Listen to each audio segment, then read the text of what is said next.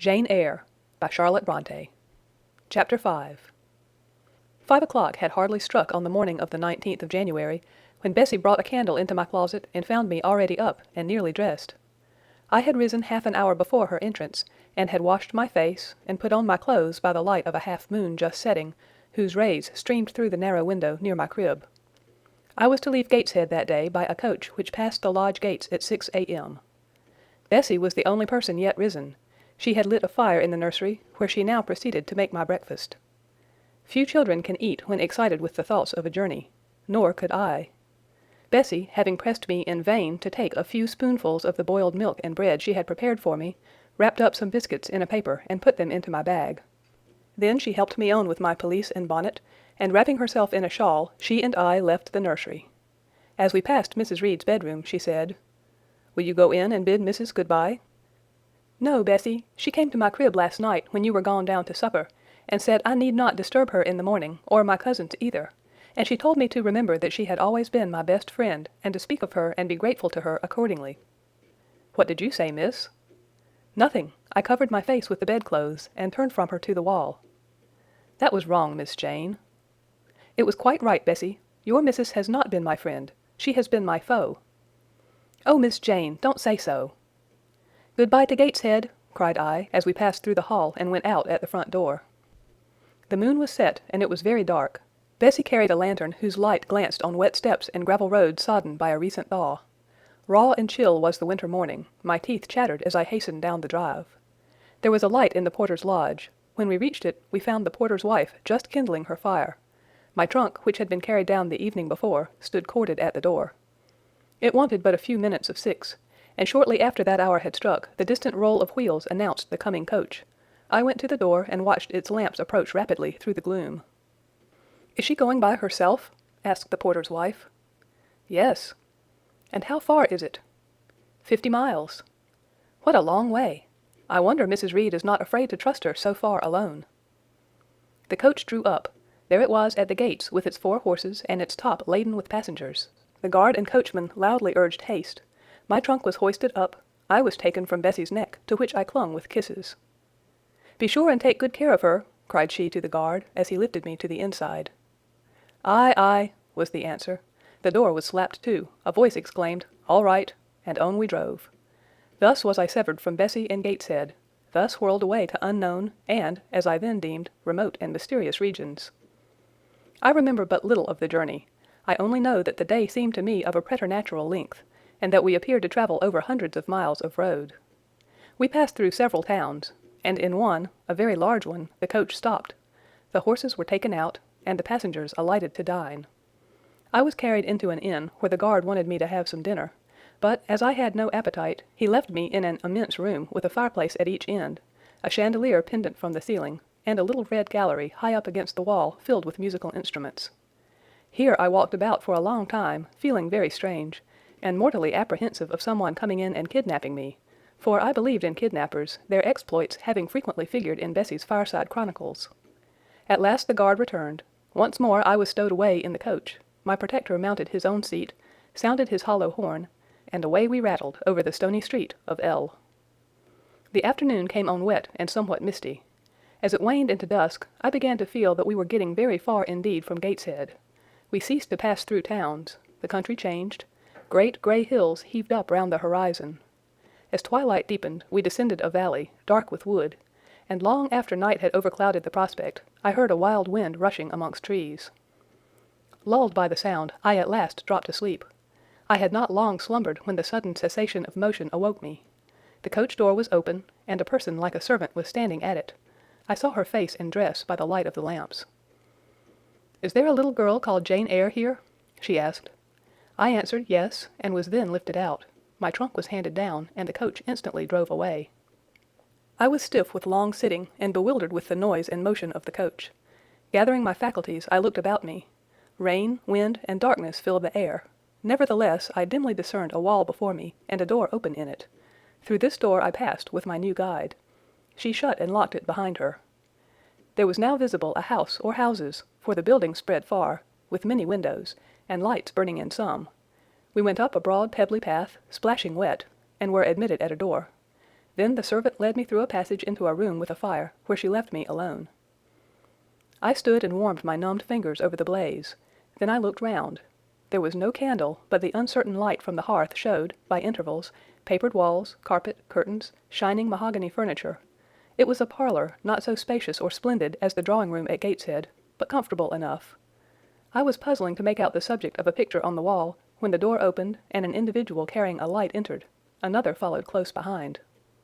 The first was a tall lady with dark hair, dark eyes, and a pale and large forehead.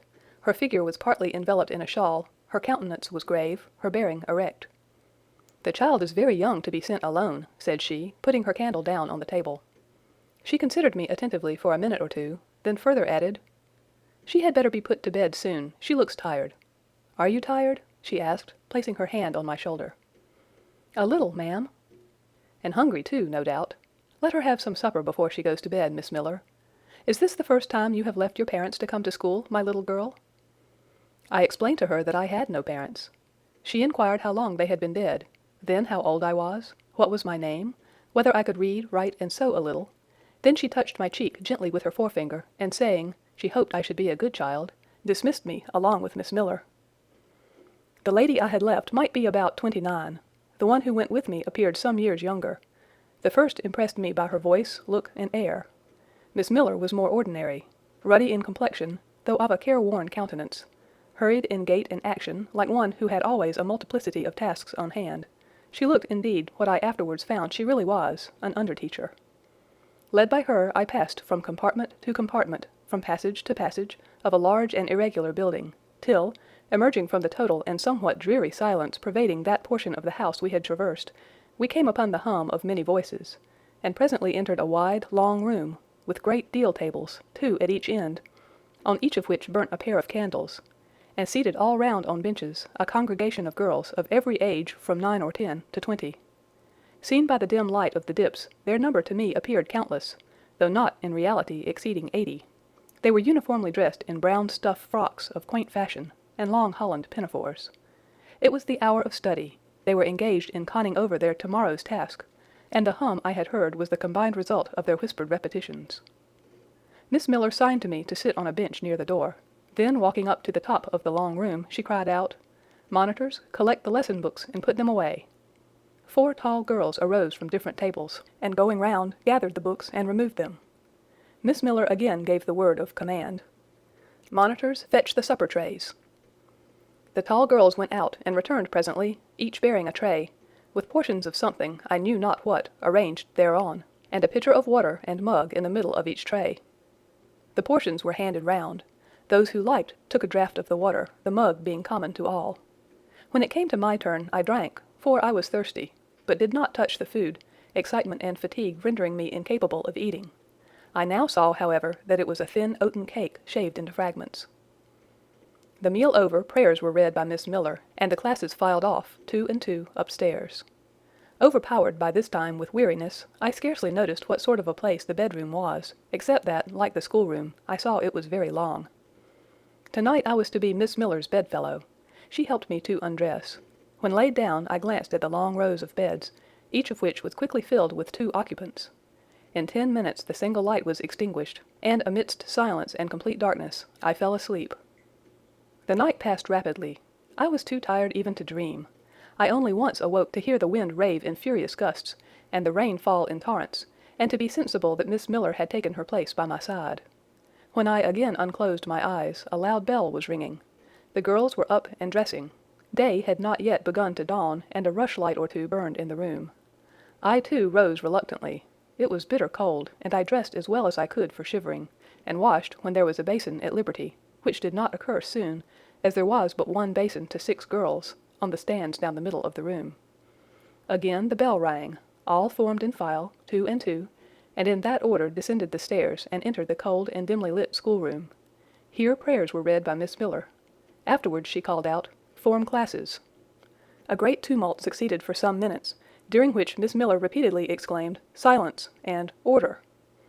When it subsided, I saw them all drawn up in 4 semicircles, before 4 chairs, placed at the 4 tables. All held books in their hands, and a great book, like a Bible, lay on each table, before the vacant seat. A pause of some seconds succeeded. filled up by the low, vague hum of numbers. Miss Miller walked from class to class, hushing this indefinite sound. A distant bell tinkled. Immediately 3 ladies entered the room, each walked to a table and took her seat.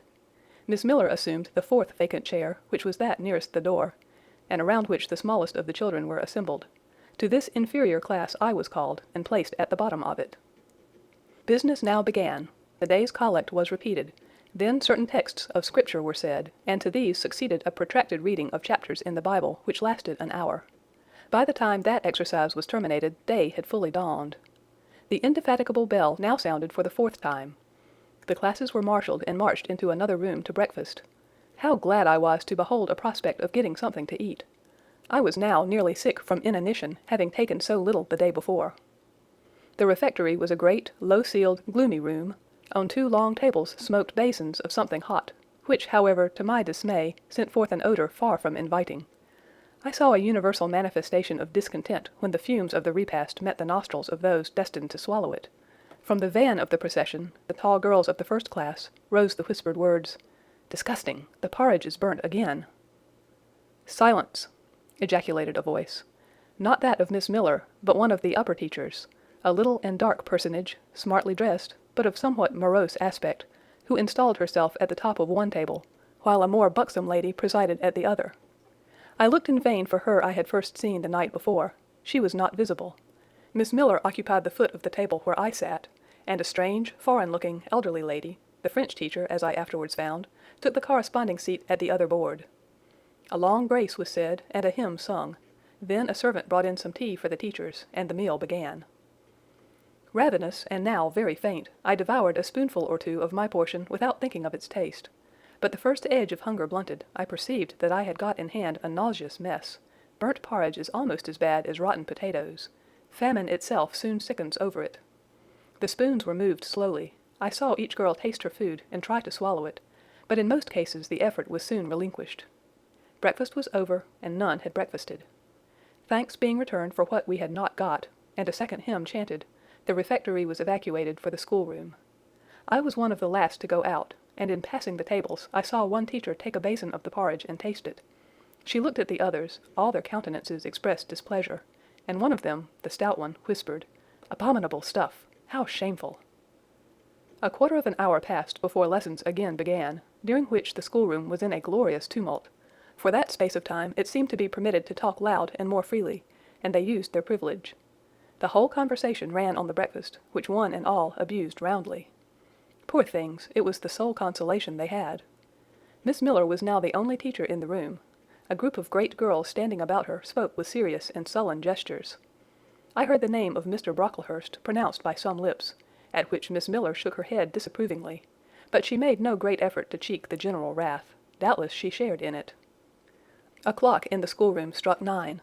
Miss Miller left her circle, and standing in the middle of the room cried, "Silence! To your seats!" Discipline prevailed. In 5 minutes the confused throng was resolved into order, and comparative silence quelled the babel clamor of tongues. The upper teachers now punctually resumed their posts, but still all seemed to wait. Ranged on benches down the sides of the room, the 80 girls sat motionless and erect. A quaint assemblage they appeared, all with plain locks combed from their faces, not a curl visible, in brown dresses, made high and surrounded by a narrow tucker about the throat, with little pockets of holland, shaped something like a Highlander's purse, tied in front of their frocks, and destined to serve the purpose of a work-bag, all, too, wearing woolen stockings and country-made shoes, fastened with brass buckles. Above 20 of those clad in this costume were full-grown girls, or rather young women. It suited them ill, and gave an air of oddity even to the prettiest. I was still looking at them, and also at intervals examining the teachers, none of whom precisely pleased me, for the stout one was a little coarse, the dark one not a little fierce, the foreigner harsh and grotesque, and Miss Miller, poor thing, looked purple, weather-beaten, and overworked, when, as my eye wandered from face to face, the whole school rose simultaneously, as if moved by a common spring.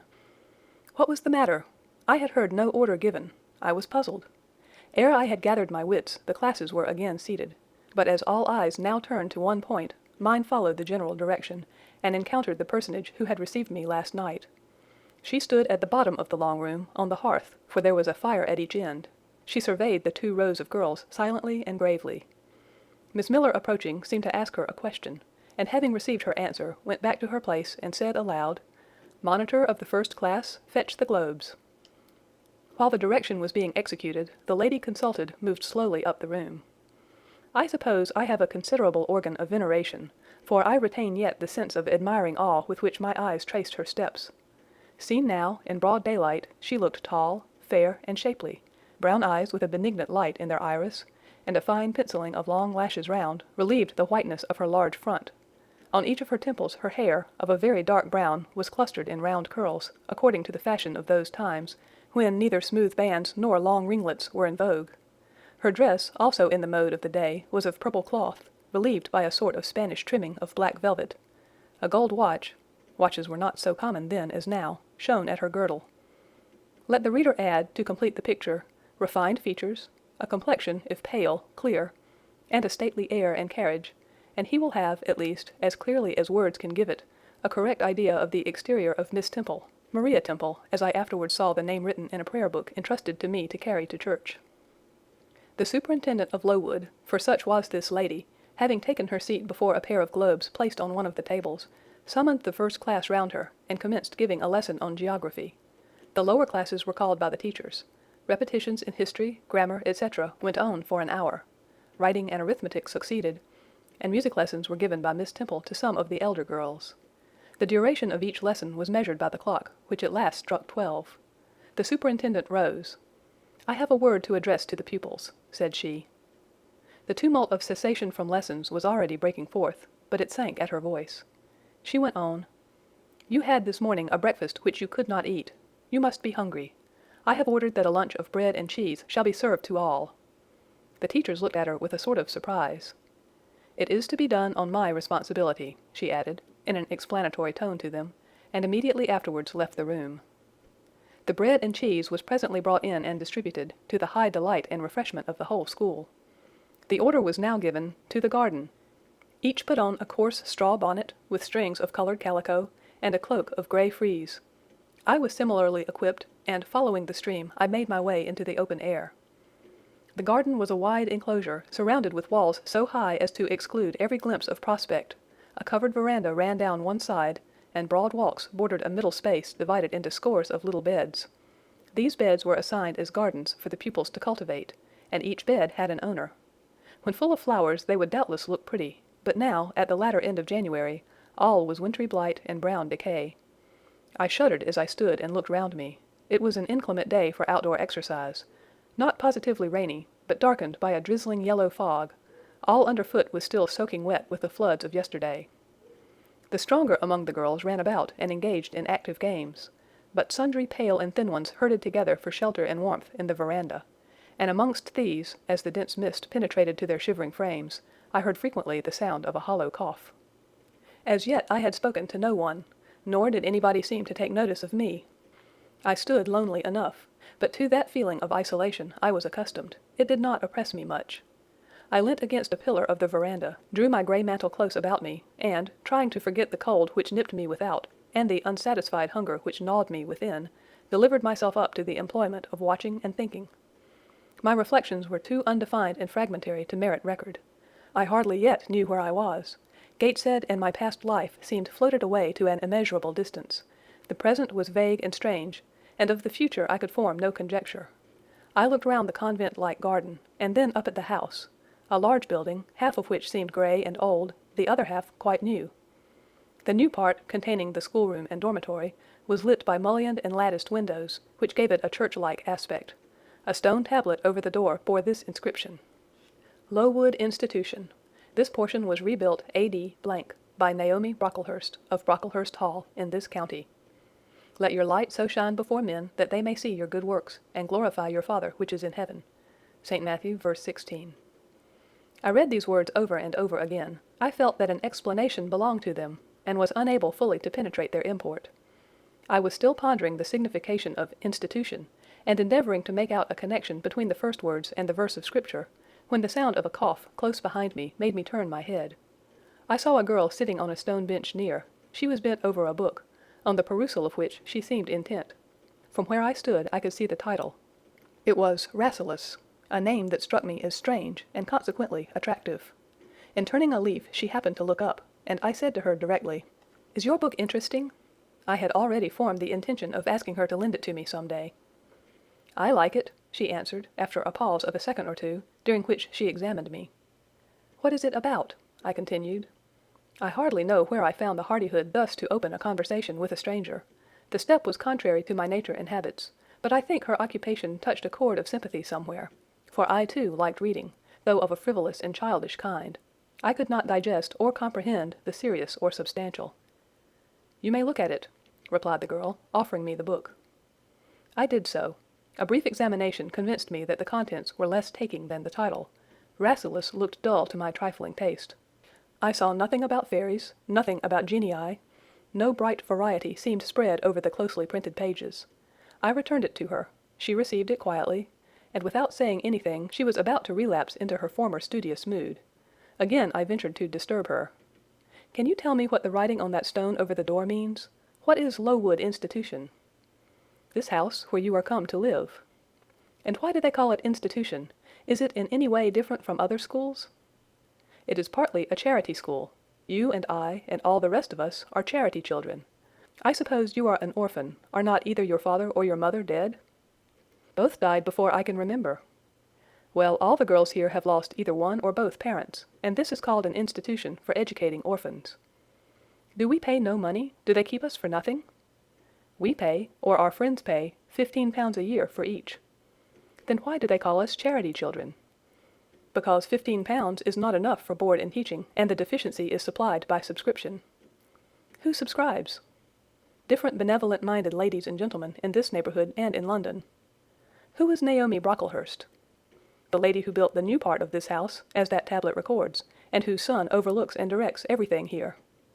"Why?" "Because he is treasurer and manager of the establishment." "Then this house does not belong to that tall lady who wears a watch and who said we were to have some bread and cheese?" "To Miss Temple? Oh, no, I wish it did. She has to answer to Mr. Brocklehurst for all she does. Mr. Brocklehurst buys all our food and all our clothes." "Does he live here?" "No, 2 miles off, at a large hall." "Is he a good man?" "He is a clergyman, and is said to do a great deal of good." "Did you say that tall lady was called Miss Temple?" "Yes." "And what are the other teachers called?"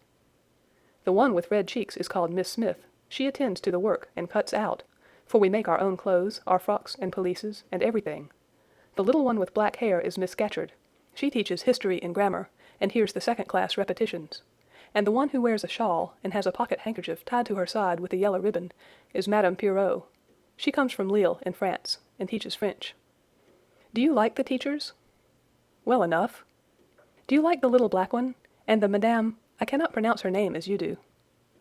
"Miss Scatcherd is hasty. You must take care not to offend her. Madame Pierrot is not a bad sort of person." "But Miss Temple is the best, isn't she?" "Miss Temple is very good and very clever. She is above the rest, because she knows far more than they do." "Have you been long here?" 2 years. "Are you an orphan?" "My mother is dead." "Are you happy here?" "You ask rather too many questions. I have given you answers enough for the present. Now I want to read." But at that moment the summons sounded for dinner. All re-entered the house. The odor which now filled the refectory was scarcely more appetizing than that which had regaled our nostrils at breakfast. The dinner was served in 2 huge tin-plated vessels, whence rose a strong steam redolent of rancid fat. I found the mess to consist of indifferent potatoes and strange shreds of rusty meat, mixed and cooked together. Of this preparation a tolerably abundant plateful was apportioned to each pupil. I ate what I could, and wondered within myself whether every day's fare would be like this. After dinner we immediately adjourned to the schoolroom. Lessons recommenced, and were continued till 5 o'clock. The only marked event of the afternoon was that I saw the girl with whom I had conversed in the veranda dismissed in disgrace by Miss Scatcherd from a history class, and sent to stand in the middle of the large schoolroom. The punishment seemed to me in a high degree ignominious, especially for so great a girl. She looked 13 or upwards. I expected she would show signs of great distress and shame, but to my surprise she neither wept nor blushed. Composed, though grave, she stood, the central mark of all eyes. But how can she bear it so quietly, so firmly, I asked of myself. Were I in her place, it seems to me I should wish the earth to open and swallow me up. She looks as if she were thinking of something beyond her punishment, beyond her situation, of something not round her nor before her. I have heard of daydreams. Is she in a daydream now? Her eyes are fixed on the floor, but I am sure they do not see it. Her sight seems turned in, gone down into her heart. She is looking at what she can remember, I believe, not at what is really present. I wonder what sort of a girl she is, whether good or naughty. Soon after 5 p.m. we had another meal, consisting of a small mug of coffee and half a slice of brown bread. I devoured my bread and drank my coffee with relish, but I should have been glad of as much more. I was still hungry. Half an hour's recreation succeeded, then study, then the glass of water and the piece of oatcake, prayers, and bed. Such was my first day at Lowood. End of chapter 5.